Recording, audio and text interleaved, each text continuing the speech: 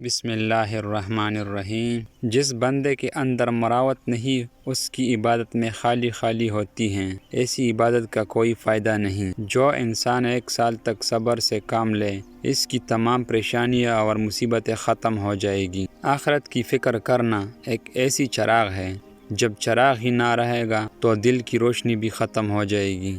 یاد رکھیں، انسان کی بہتری اور نجات صرف دین کی تابعداری میں پوشیدہ ہیں۔ دنیا کے لیے جینا اور سونا اور کھانا چھوڑ دے، اللہ کے لیے جیے اور کھائے اور سویا کریں۔ جو بھی کرے اللہ کی ذات کے لیے کرو، کیونکہ یہی چیز جو تمہارے آخرت سنوارے گی۔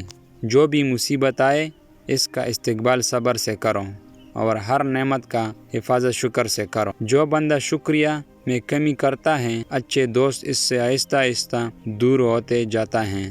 نیکی کرنے والے بھی بے رغبت ہو جاتے ہیں۔ بادشاہوں سے ہرگز مت خوف کھا، اور خوف کھانا ہے تو بادشاہی کی بادشاہ حق تعالیٰ سے خوف کھا۔ سب سے اچھا اور عملی شکریہ یہ ہے کہ خدا نعمتوں میں سے دوسروں کو بھی دے۔ آدمی کی عقل اس کی کلام کی خوبی ہے۔ جو اللہ بندے کو اپنے قریب کرتا ہے تو اس پر بہت سارے مشکلیں اور مصیبتیں نازل فرماتا ہے، تاکہ انسان اللہ کی دی ہوئی آزمائشوں پر پورا اتر سکے۔ عمر گزشتہ کئی بدل نہیں، اور موجودہ وقت بے بہا دولت ہے۔ اپنی بصیرت کی روشنی میں اس سے زیادہ فائدہ اٹھائے۔